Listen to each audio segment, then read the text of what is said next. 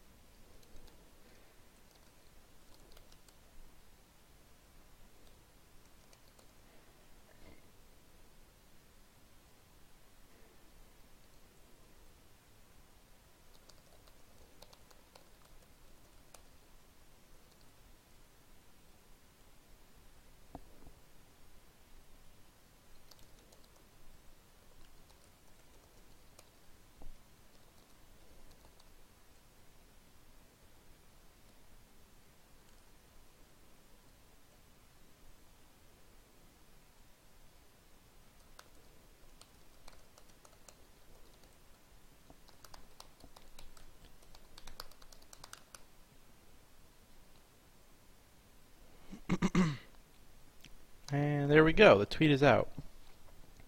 I'm going to leave this sat right here so that it can continue to distract me all the way through the process of trying to get things done. And, let's see. Okay. Okay. I feel like I better walk through this one.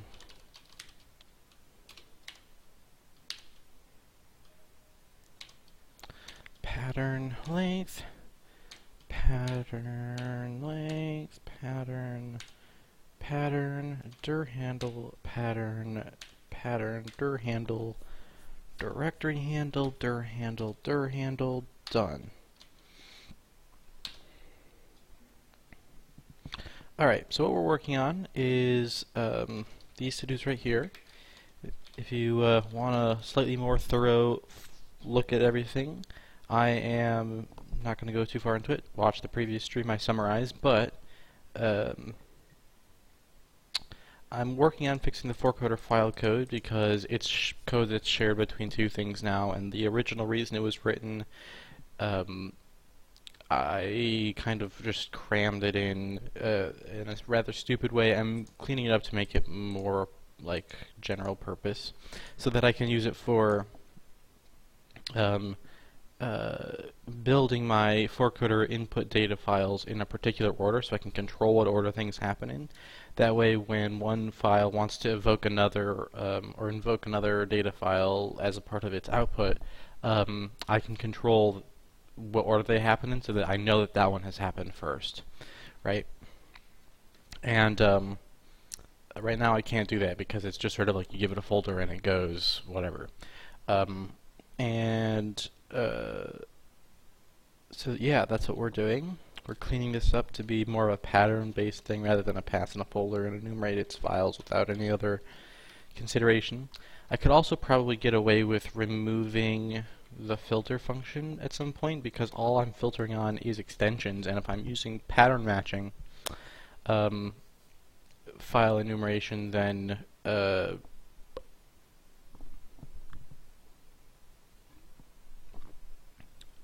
don't need the filter. I can just put the file extensions into the pattern. Yeah, so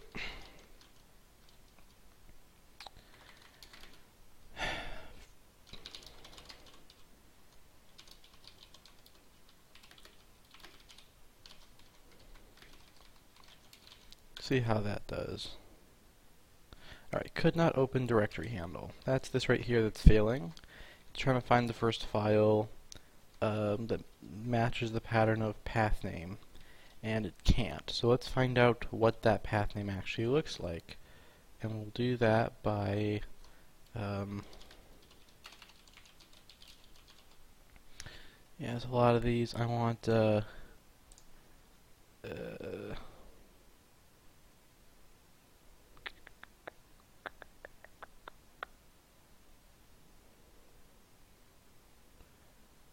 ooh, Okay.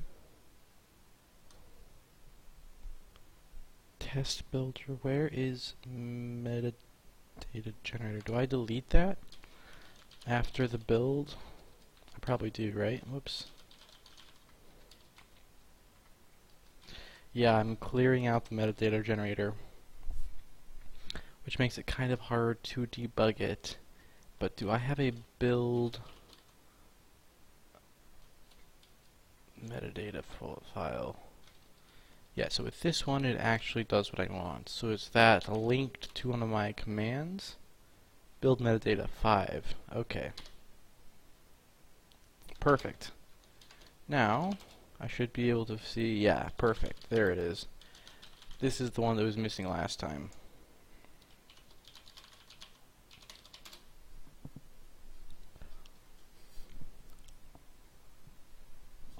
Ah, damn.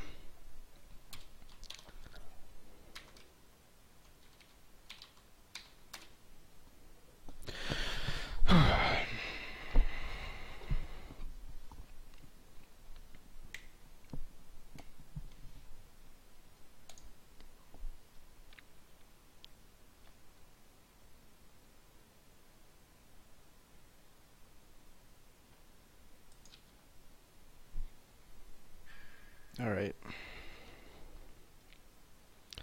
First of all, I don't even actually know if it's... Yeah, it's not even getting the right arguments. So, let's go back to build super. I'm just going to have it tell me exactly what this line looks like when I run so that I can copy it out. Character per character.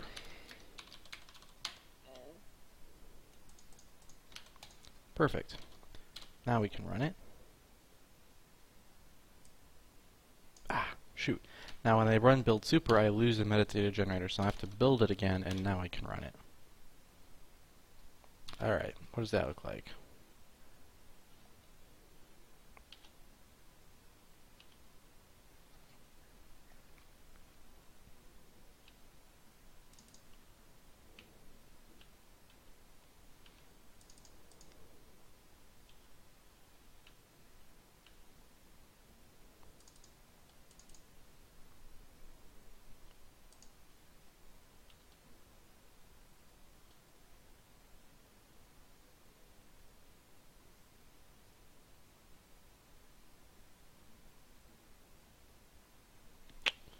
Has 2 slashes in it, which is probably a problem. Now, how did it end up with 2 slashes in it, though? I didn't... Is that happening in the encode?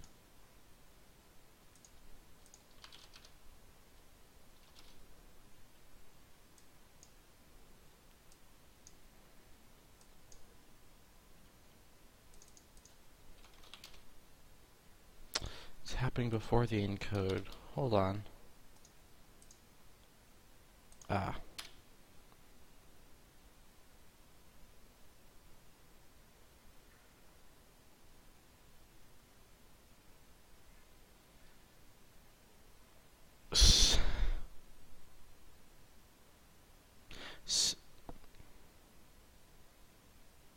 Okay, so wait a minute. I don't have to escape backslashes. I just realized when I put them in strings, but you can escape a quote. So how do you ever end a string with a backslash? I guess that's the reason I was putting spaces in, is you literally can't even do it in any way. You have to end with something else.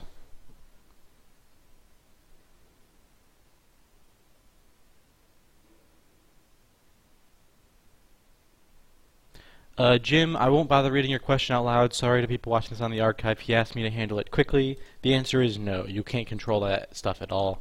That's one of the things that will be fixed when I get off of the current engine, which basically the problem with the current engine is that the UI is totally internal, and there's no real way to export that to the custom layer because of the way that it's written, and I want to get to a new kind of GUI that is more plain and looks more like just a buffer that is like behaving a little bit oddly because it automatically gets filled and is read-only and changes and stuff, but it'll flow through the API more naturally so that you directly have the code that makes that list available to you, and you can just write your own listing code. There's no way to do that right now. It's a problem. Okay, so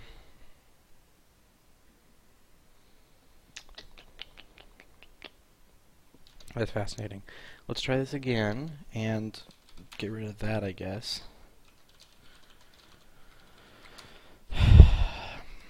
Don't escape backslashes. Don't escape your backslashes. I don't understand. If you don't escape backslashes, then it's just so stupid. It's just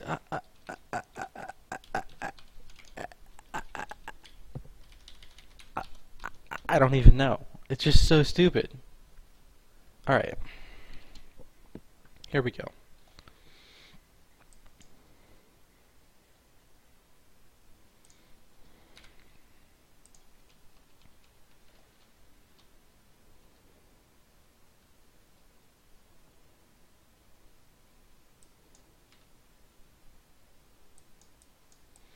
Alright, so what we want to see is, first we want to try to get the list, and how does that go for us? We look at the pattern length, 13, we find the last slash, 11, we set the pattern to that, we open the dir, this is, we can't open the directory handle now, I think we could before though, 20, good, we something or other. We got the length, that's what it was. Yeah, we closed the handle, and now the path name has that extra slash slash question mark slash. We take that off, and then we put in a null terminator, which might have just gotten lost. It did, so now it's back, and it might not have ever been there in the first place. I'm not sure. This might put a null terminator. That might put a null terminator in. Not sure. Okay. And then we begin a search. And this time it does work because the path name. No, no, no, no, no. No.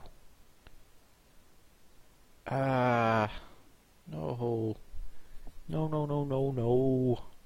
Okay, so here's the problem. It's taking the path name.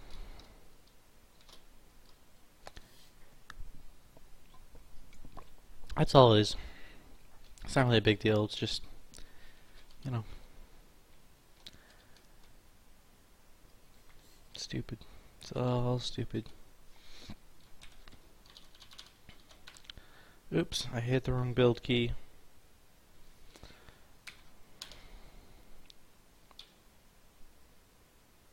Could not begin a file search. Maybe that has more to do with build metadata.bat. Code home. Okay, yep. Okay. So just to get that if code home substring -1 is equal to backslash, then set code home equal to code home substring 0 to the last character burp. Still could not open directory handle, but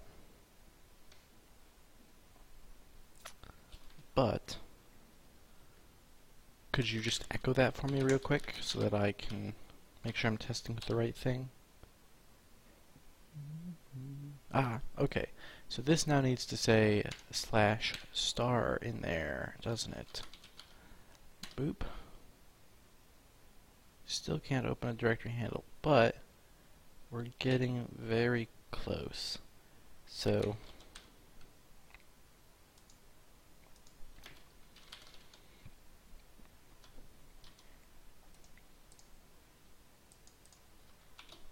yep, okay.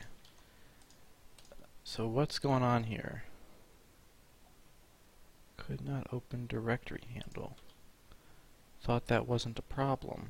Yeah. Well, this sure darn strange. Wait, pattern? No, wait a minute. Okay, yes, that's right. Pattern. We put the slash back in.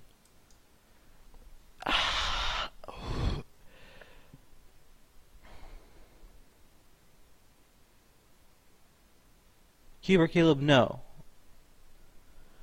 No, I'm not using the ASCII versions. Not in this code anyway.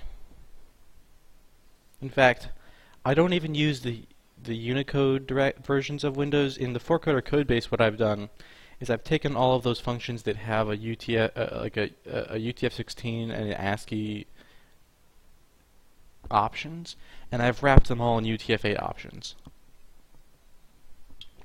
So what I mean by that is I pass in a UTF-8 string, and it calls to the Unicode versions of the functions, but first it does translation UTF-8 to UTF-16. That way I don't have to, like, it's just a full-on wrapper that directly replaces each of those functions so that I don't even, like, the alternative is to, like, for each use, do the translation on the outside. I just like, no, I'm done. I want to just make these calls without thinking about the format, and the other operating system code all uses UTF-8. So, but for this code, I'm trying to make it support it without having to implement all of that. So I actually have file name character, which changes based on the width. By the way, hi Captain Craft, how's it going? All right, so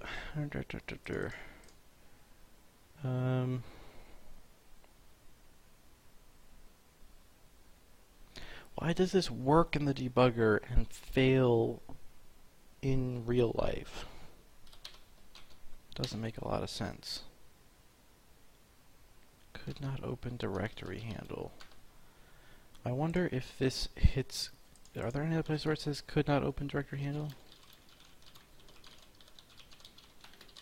Okay, I wonder if this just hits this later. Ah, okay. So it is the same, it's just later. Okay.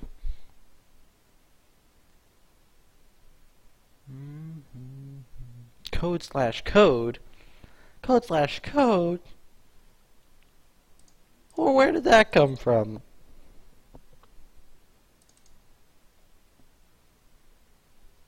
Path name, code, full name, info name. Can you tell me what info says? Info. What?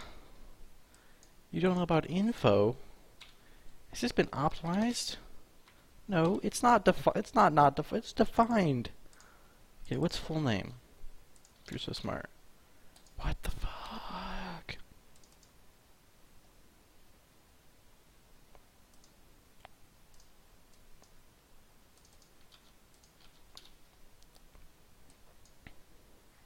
Okay, so this agrees that we're iterating code/code.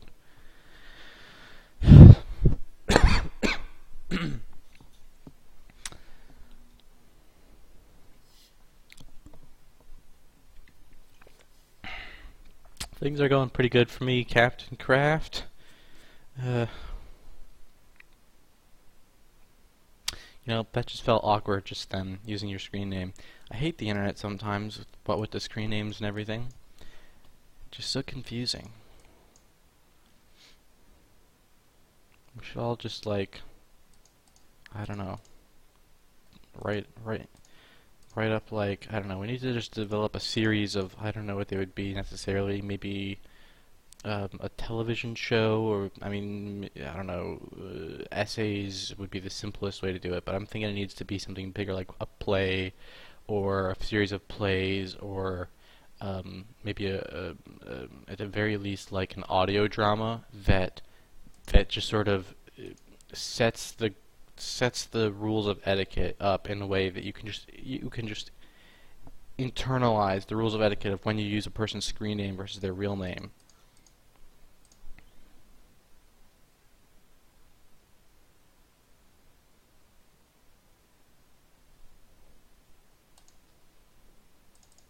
I feel like the rules could be something like when someone first enters the chat, it's fun to say hi to their screen name, but from then on, I would prefer to use their real name if I know it. You know what I mean? Like, it should be like, I say, "Oh, Captain Kraft," and then I'm like, "Yeah, so Jeremiah, by the way, this and that." It's, less awkward, I feel like. Um, that should be the rule I play by from now on. Okay.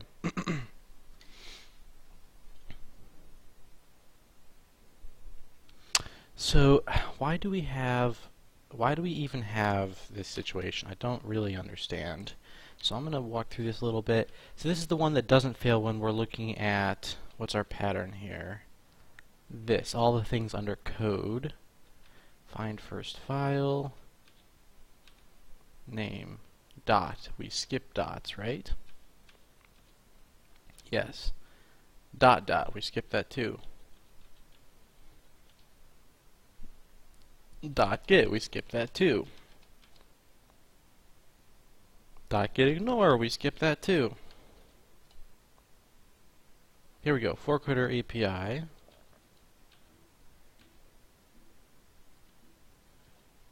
Yep, and this is one of those weird things where I actually, path name, there it is. There's the friggin' problem. I was just saying it too. This is one of those things where I do the loop twice. Once to count how much memory it's going to take, and then once to do it. And the reason I do that is because I want an array of pointers, like an array of info structs, and then the array of characters that are the names. And then I want those info structs to point in there, but I don't know how many info structs I need until I've iterated it once. Now, what I do these days is actually I just turn it into a linked list, so it'll be the info struct, the array, the character array of however long it needs to be, and then the info struct has a pointer to the next info struct, so they can be variable width like that. Another option is we have the reader be smart enough, but at some point you really want these things to be flattened out into a single array of pointers that get you to where you want to go quickly.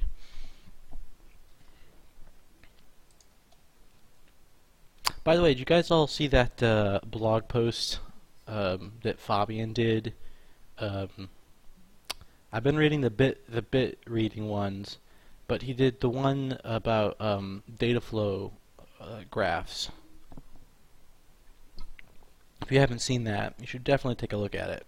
Just like something about what I was just saying reminded me of it. Not sure what. Okay. Let us keep stepping. Wait, no, not stepping. I just fixed the problem. Could not open directory. No! Find first file. Okay, pattern.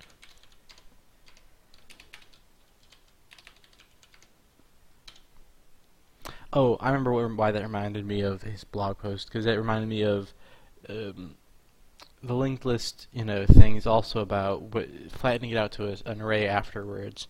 Has the advantage of like increasing the throughput at which you can iterate things on that list, even if it doesn't change the latency of like one step of iteration.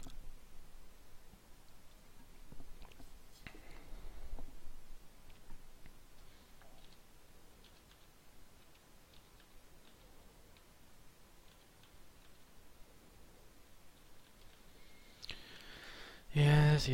You loop around. It takes forever. I skip ahead.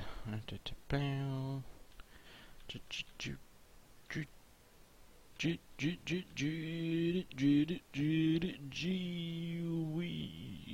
this is a folder.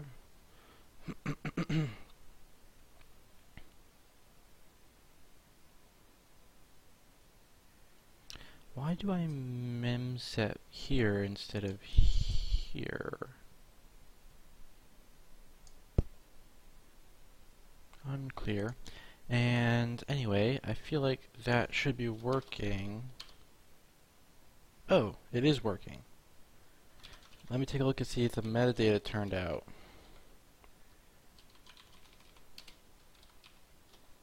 Yeah. Hey, hey.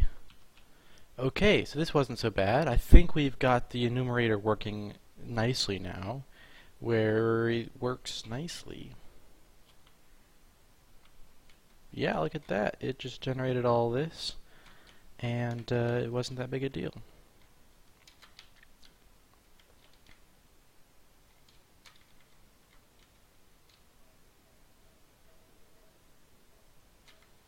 Ooh. Nope, you're not the longest.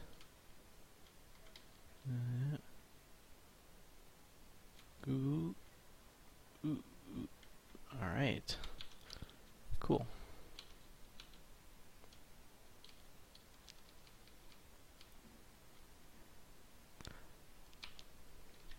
Build in build panel, you are officially the longest line in this file.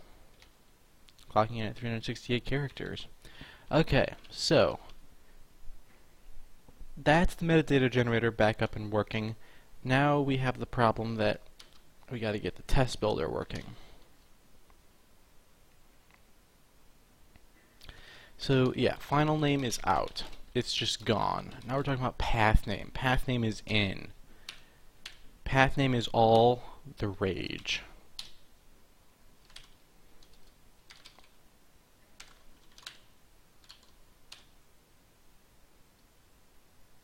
Alright, it could not begin a file search, it says. Okay, we can get rid of this. No. By the way, I should double check that I can do this too. Yes. Great. Now let me also just throw in, I need like later off stream. Fix file enumeration code 4coder file.h for Unix version as well. Okay. Now back to the test builder. We could not begin right. So if I go dir, I want to debug the test builder.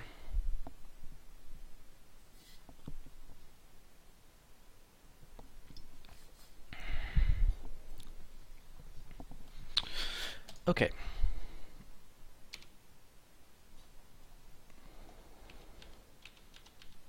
Grab the file list.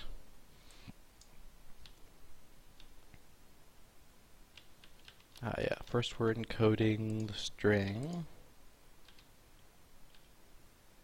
Now grab the file list.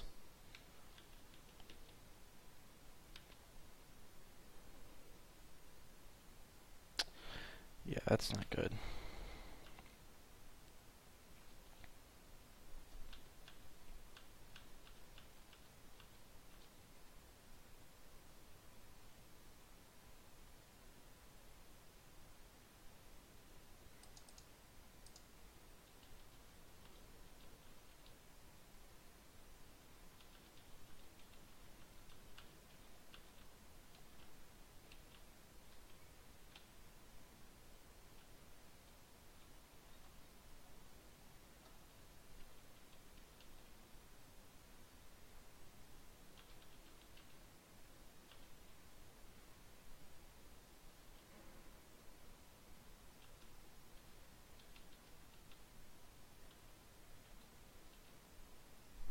Okay, so this is obviously doing something different than what the other one is doing. Alright, there's the input. I feel like the only problem is this needs to look like this.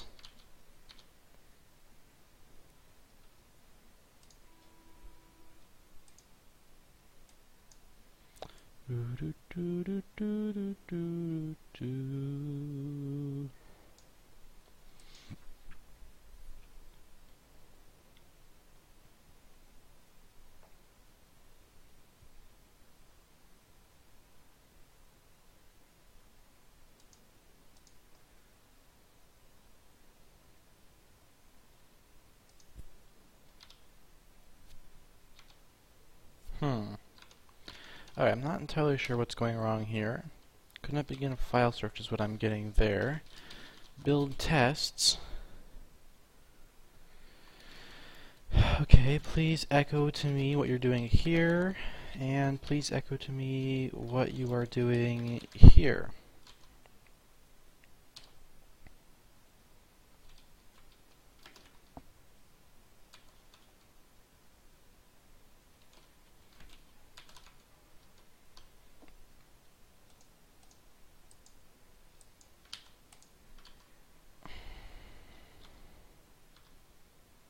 Okay, that worked out fine.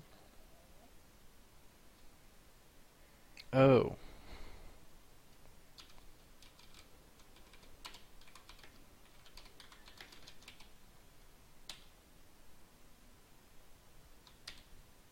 Alright, it's working again.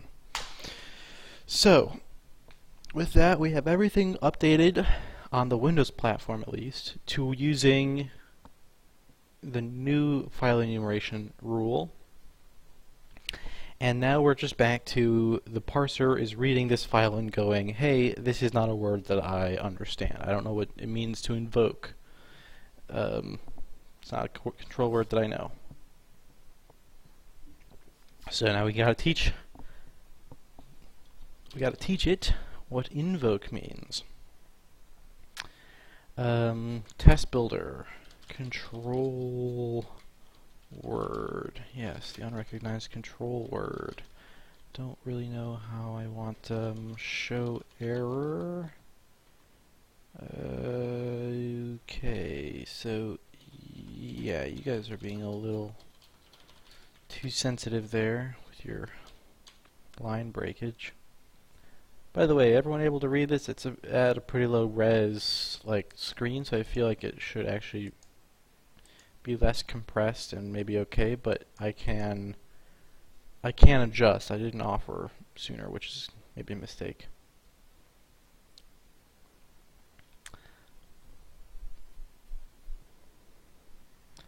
Okay, so what's happening here is we grab the words, we make sure it's not empty, we make sure it's not a comment, and you know, I'd really like, I don't know, I have a temp though. No, I've got to do it this way. Oh, these return.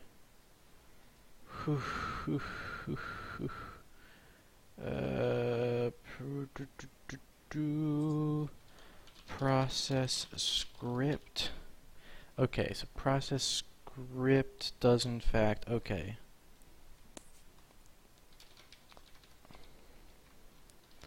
Scratch.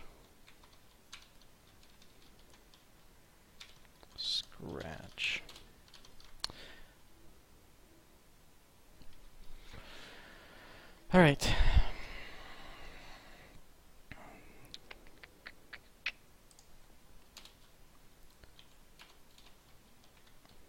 Oops. I should probably go through and add spaces for these so that I can skip around.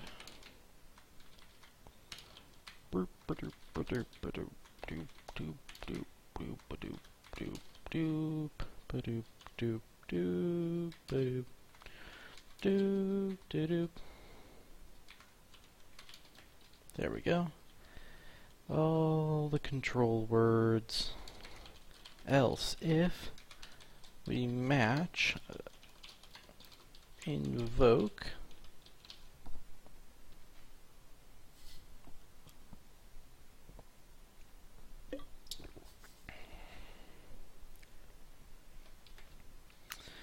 Alright. Then we want to do is require a string at position 1.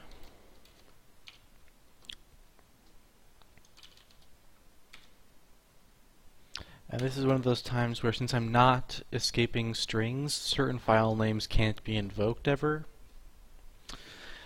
Yeah,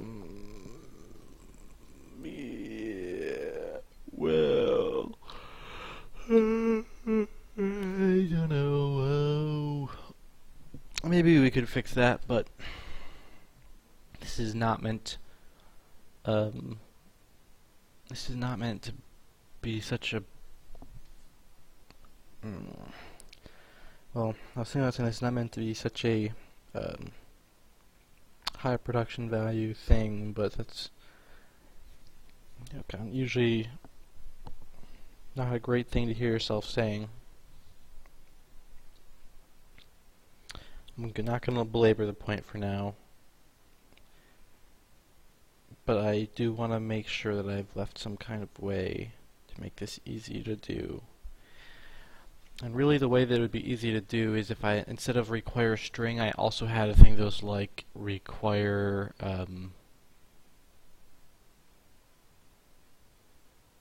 quoted string. Yeah, then you could read several words together and concatenate them, so that if they had spaces in them, you would find them by looking at the beginning and end of each word. You would still, oh yeah. Alright, so for now, this won't actually do anything special, but I'm just wrapping, I'm just inserting this now so that the way forward is not too hard in the future. It does make it harder to parse a line if it can have anything after a quoted string, because a quoted string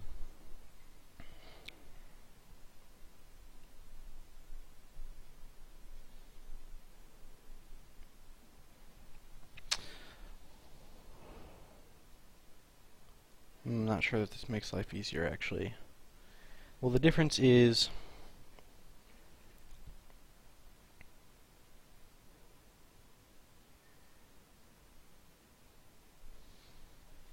quoted string show error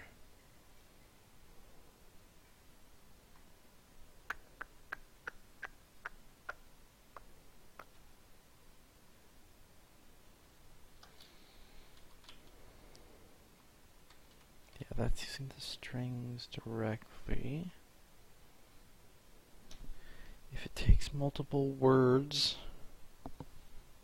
on the other hand, if the word parser recognizes it, that wouldn't be too hard to do. I mean, either way you have to do escaped strings, at least in some cases, but maybe instead of saying all strings are allowed to be escaped strings, you can just say, if I'm requiring a string, I'm requiring an unquoted string. But if I'm requiring a quoted string, I'm actually requiring any string. Yeah, okay.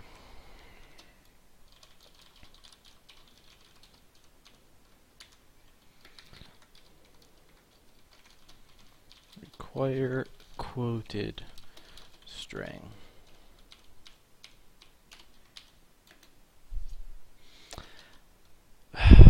Require unquoted string, I mean. And then that means I can do, when I get the word, I can do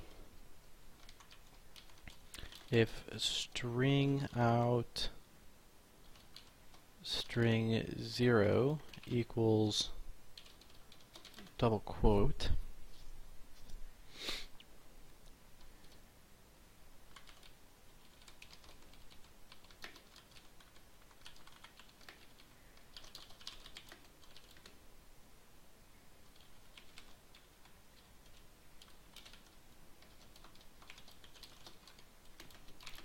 output the string, otherwise we'll show error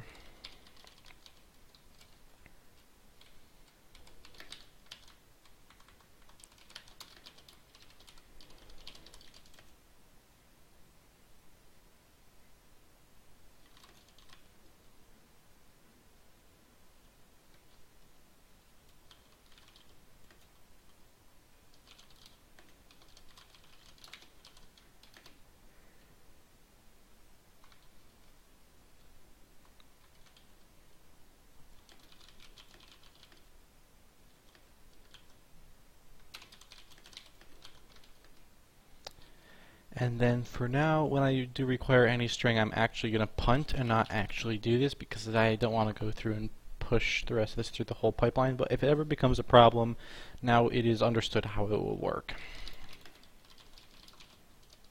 Right now I don't have quoted strings, so requiring any string is the same as requiring the only kind of string I can support. But if in the future I can support more types of strings, this will be here to require it.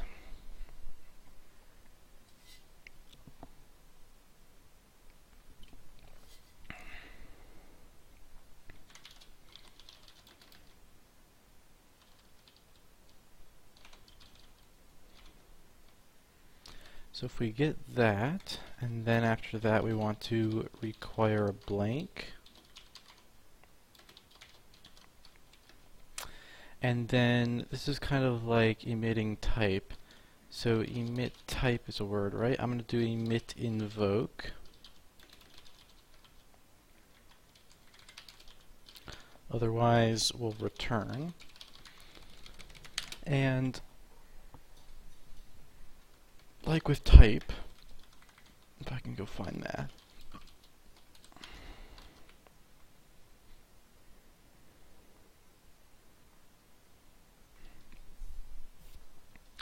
So this is like invoke file equals file, right? And so up here, where I have emit type, we'll add an emit invoke, and the invoke file is empty. Now the reason I have to do that is the basic emit event only allows me to emit one event per step of the loop. If I want to do any commands or control words that emit multiple steps, I have to set it up specially. And just the only reason for that is because this all happens underneath the temp, word temp, so that I'm not like spamming the stack with pointers that sit there forever. The arena, I should say, not the call stack. And so once that temp closes, I would lose, you know, how do I explain it? If I were to try to push an array of emits to do all at once from inside, I would lose it when I close the word temp, which I want to do, because if I don't close the word temp, then I'm not pushing the events on the right spot. Now that I say it out loud, I realize I could... Oh, no, I couldn't, because I still have to get... Yeah, I have to get other things too, so it's not just a matter of saving space. I actually have to pop this crap off, because I'm building this array. And before I actually put the events in there, I, at each line, put this crap in there that can't stay. This has to be removed for the array to be correct. That's right. Okay. Which is why I have to emit these things out here.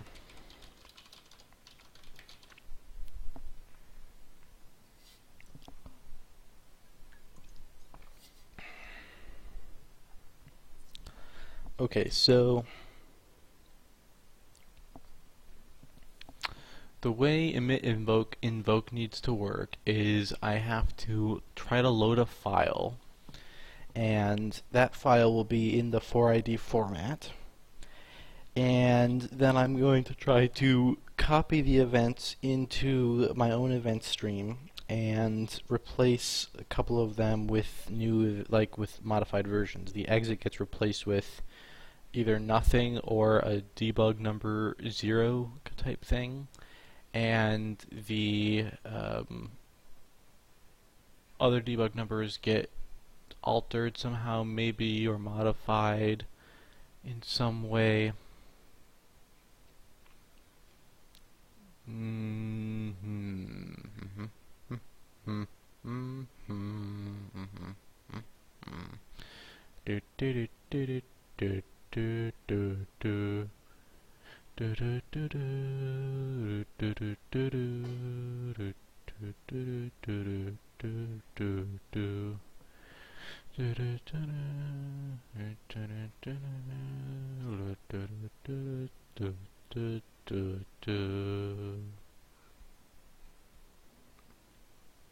I'm thinking through that debug number thing.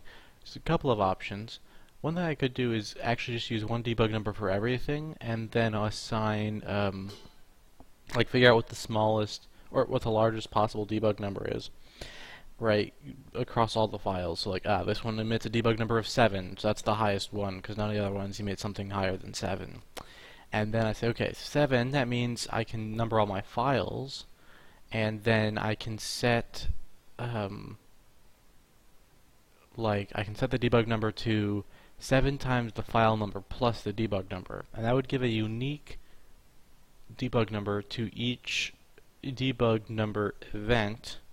But if one file gets invoked in 2 different places, then there's no distinguishing between those. I really feel like the stack is the only way.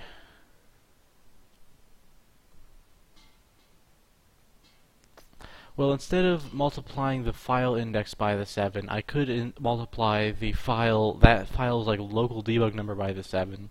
So I would say, look, 7 is the highest debug number, and then this got emitted from a subfile, so it's like 7 times, or 7 to the power of the depth in the stack times the debug number invoke is what it contributes. But then you also have to know how to subtract that. I feel like a stack is the best option, honestly. Then the only problem becomes, am I limiting the depth of my stack?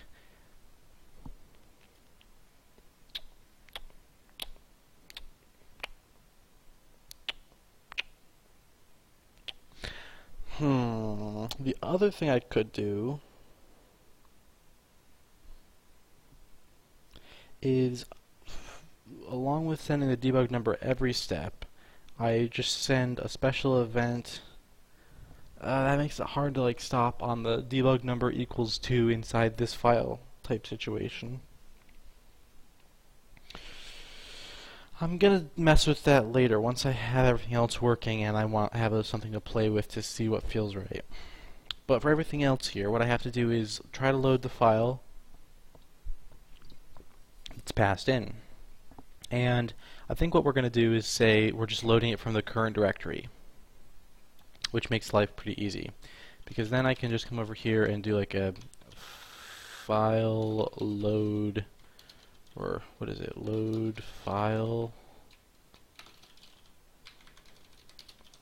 load, load file dump. Here it is, file dump.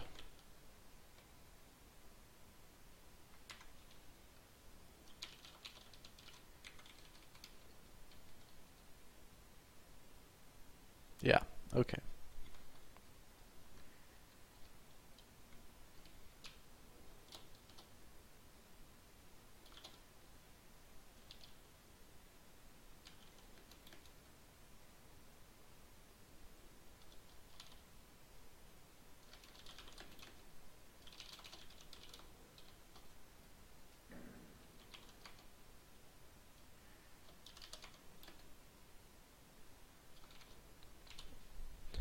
This is expecting a null terminated string, and I'm gonna have to make that happen.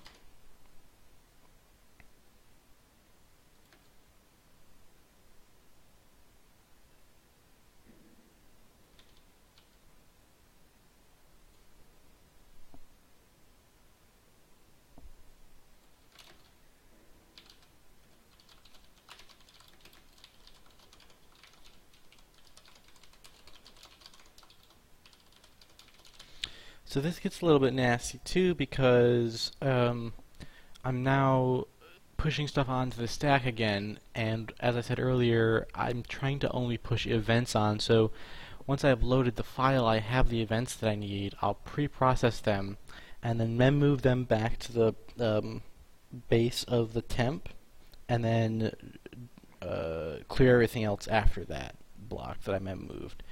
Right, that's the only way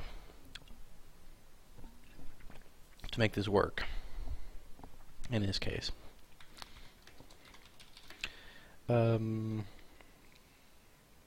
So anyway, name equals push array onto the scratch of chars. How many?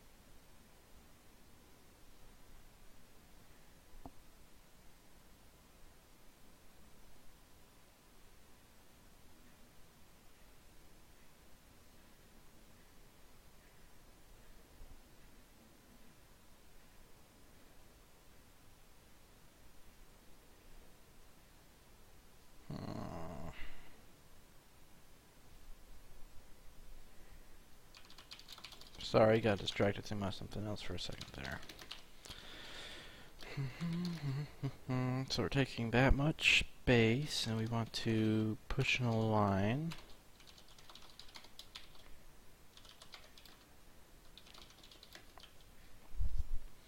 And then we want to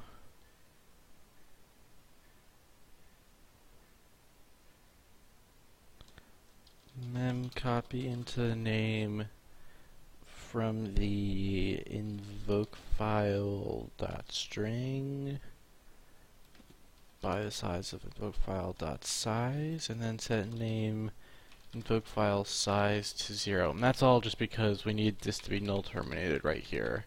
And we know that this one is probably not, and we don't really want to just write a 0 in there because we don't even know that there's memory there. So we pass in that to the file dump. Now we get back the full file. Now the full file is a little bit bigger than just the array that we need because it also contains no, not this folder.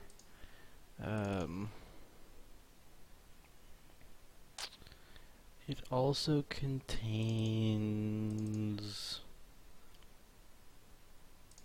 like a count right here. Now I'm not sure if that's the only other thing I put in the file format or not. I can't remember. But it feels like that could be one. Let me go look up the format real quick.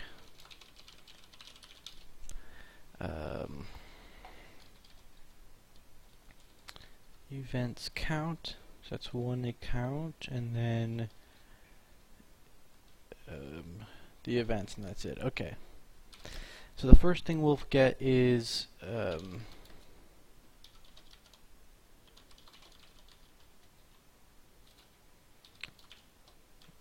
count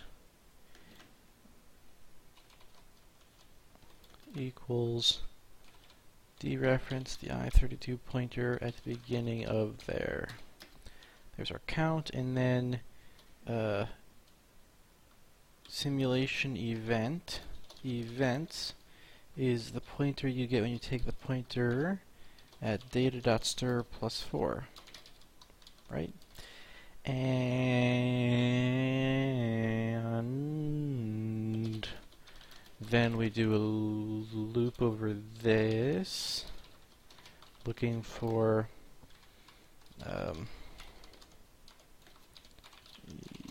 event equals events.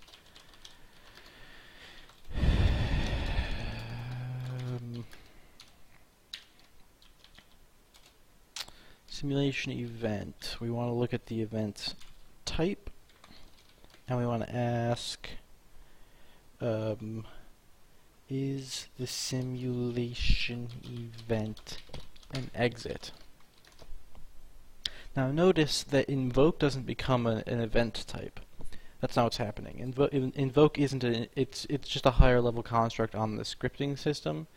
I don't actually have invoke events, right? Same thing with type, which we did last time.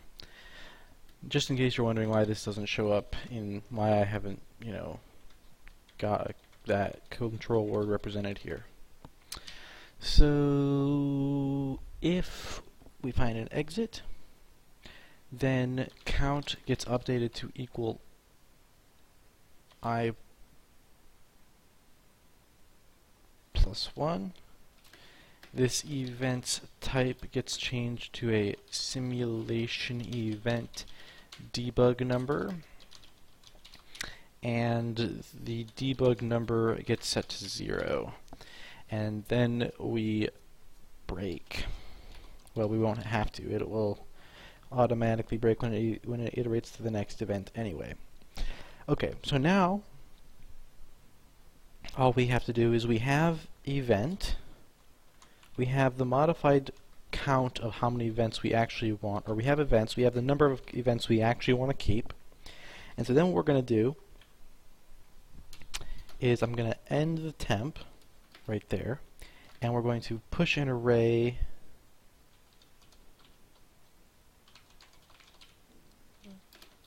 onto the scratch again of simulation events, and we'll take count of them, and then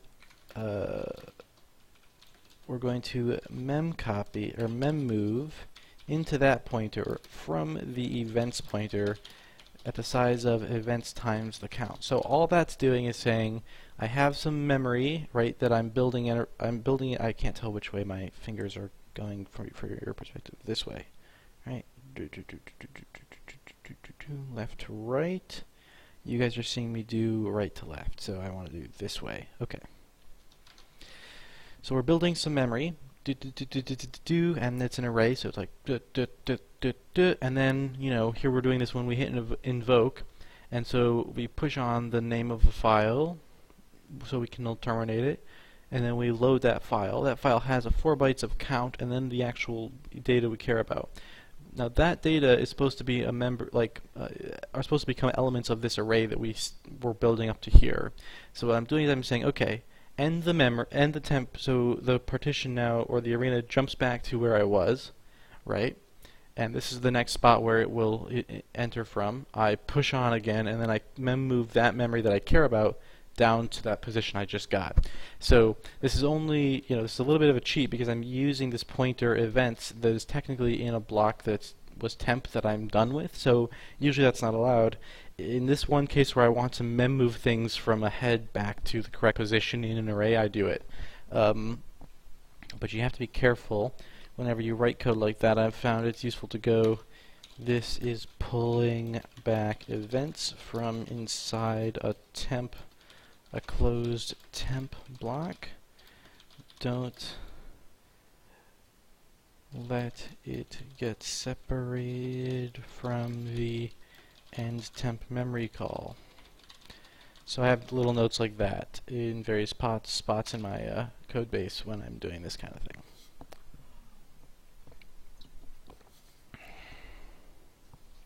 Okay.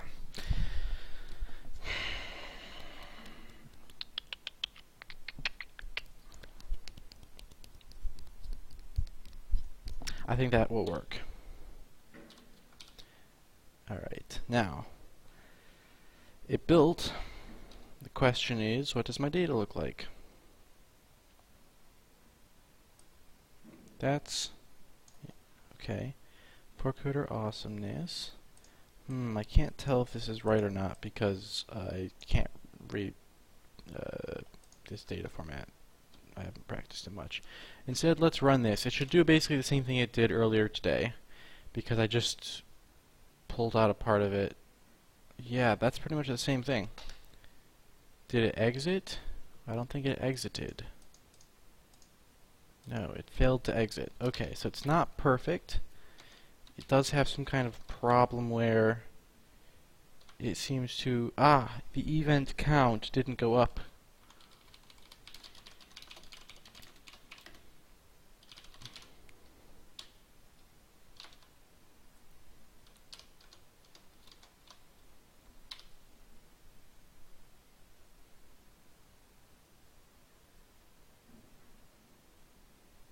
Still, yes, okay. Alright, that was correct. Let's do one more step of one more step of this just to be sure. So Bootstrap is invoking test full click.4id. I want to also maybe invoke test write 4coder awesomeness.4id. And then I'll put a debug number 2 right there, and we'll copy that out here, and we'll take that over to test write 4coder awesomeness.4is. There we go. And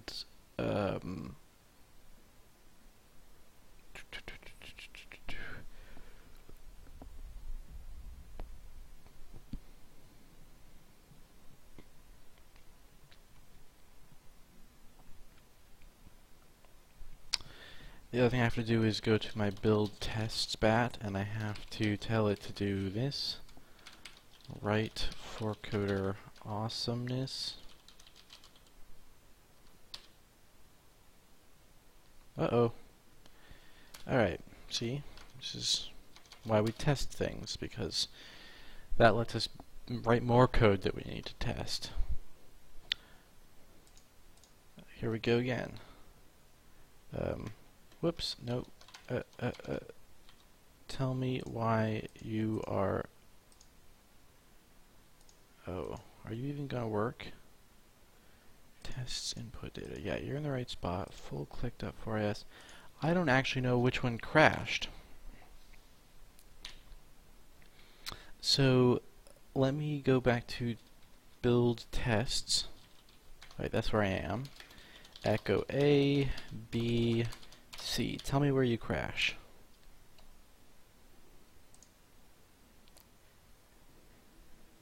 I missed it. I was too busy dealing with the bullshit. Hold on. Alright, it's crashing into the third one.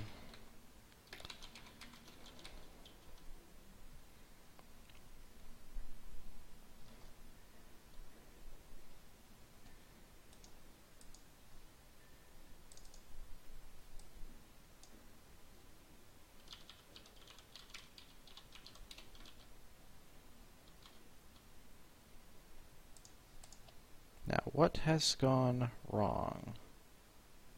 Ooh, the data came back 0. Awesomeness. Ah, okay. Good point, good point. So, the test builder needs to have a provision that says, look, if the data comes back null, then fprintf standard out. Actually, we can do this as a show error. Show error.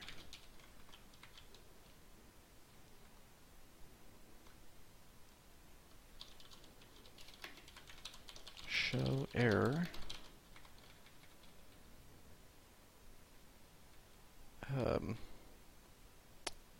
Invoke file dot string could not open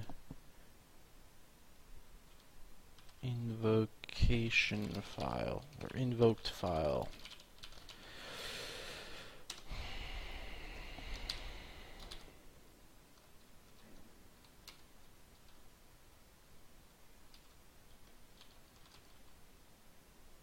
Ah, darn. Okay, I have two different things called data now?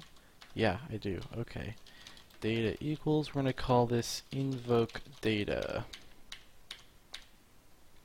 Boop.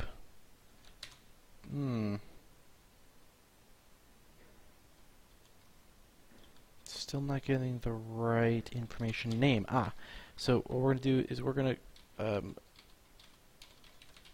in addition to that, we're going to call this invoke name. Yes, yes, yes, yes, no.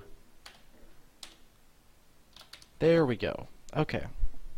Could not open invoked file. Superb.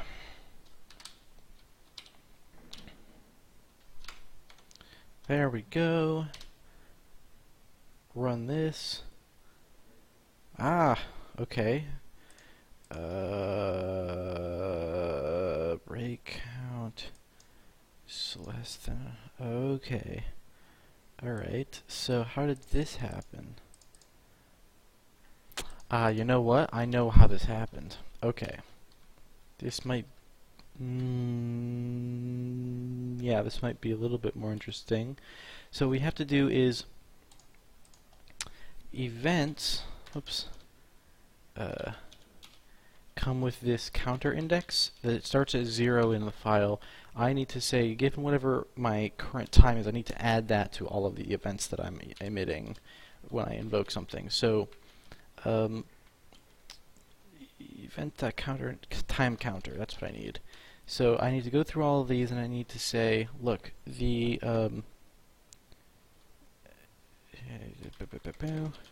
the event counter index needs to be adjusted by the timer index, time counter.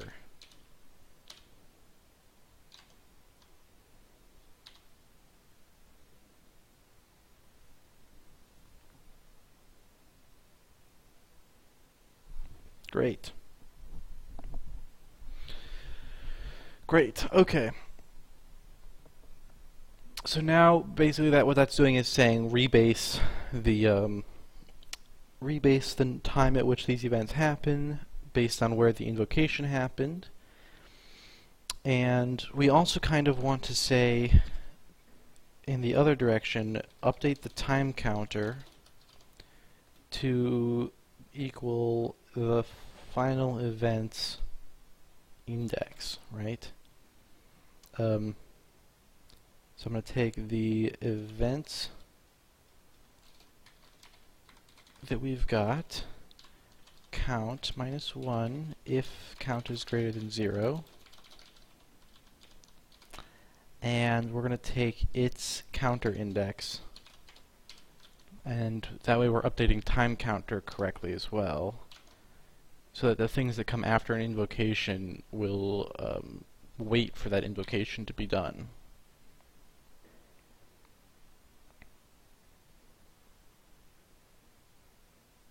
There we go.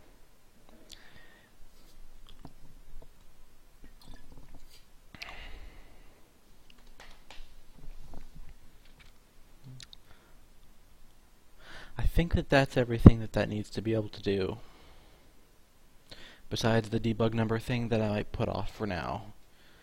I don't know. Maybe I just have all debug numbers be set to 0 in the invoke file, so yeah, that's actually the cleanest way to do it for now. It's not the most useful thing to do, but it's the best thing to do.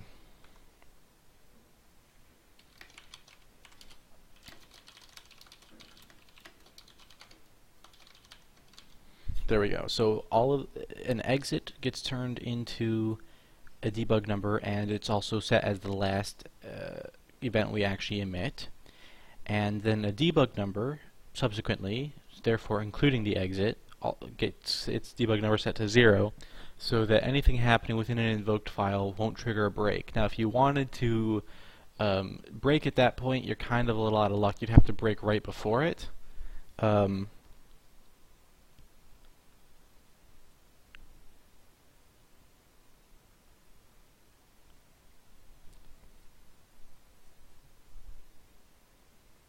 Maybe instead of setting it to 0, I should just leave it equal to whatever it was before. So we're going to say override debug number. And the override debug number will be well, let's call this current debug number. And what we'll do is we'll say whenever we set the debug number, in addition to actually setting an event that changes the debug number internally, we will set it here, and that way we can break, on several frames in a row and walk through an invoked file if we want to, without it like ruining the condition. And basically all the subsequent like nested invokes are getting flattened, so that by the time we're doing that, we don't ever have to like say, oh, if I see an invoke, then also apply this to inside that, because again, there is no invoke events. The invoke can only ever happen at one level, right? From the data that we're importing into the data we're exporting. If we were importing, if we were we're kind of doing like importing during stage 0 and outputting types of stage 1, so that we never have this sort of nesting problem. This kind of reminds me of the foundation problem in set theory, actually. Anyway,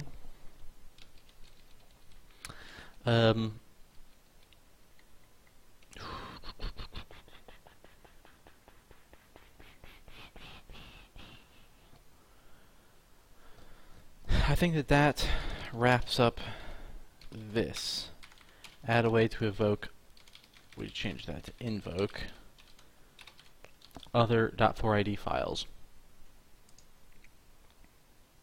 I think this is a good spot to break for a little bit. It won't be too long, but I want to keep these videos from becoming crazy long. We got some good stuff done this time.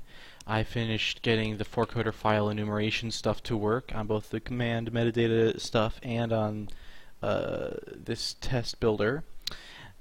So we cleaned that up, and we finished up getting this invoke thing to work. Now, the next stuff I'm looking at doing, yeah, this is pretty important. We should probably look at that next, and then start trying to set up tests. Yep, I still agree with this prioritization I did earlier today. So I'm going to end this portion of today, a 4coder Friday. I'm going to take, I don't know, I might take about an hour break to do this offline, actually, because I don't want to go for too long without remembering the changes I made in 4coder file. So I might break for long enough to fix the Unix version of the command metadata generator, and then come back. So I'll see you guys then.